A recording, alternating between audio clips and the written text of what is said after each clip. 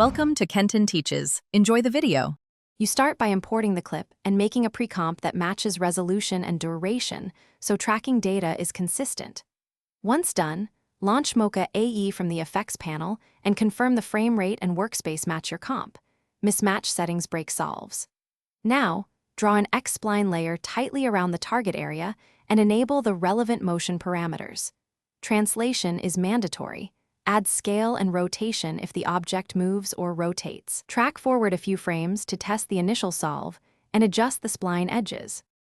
Continue by refining the track. Add inner and outer splines to protect against occlusions and to guide remove /insert modules, because Mocha works best with layered shapes.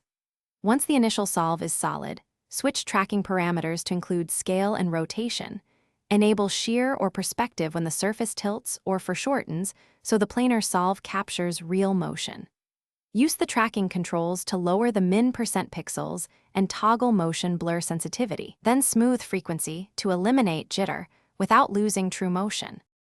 To finish, export the track as corner pin or transform data, depending on whether you need a planar corner pinned insert or a simple transform.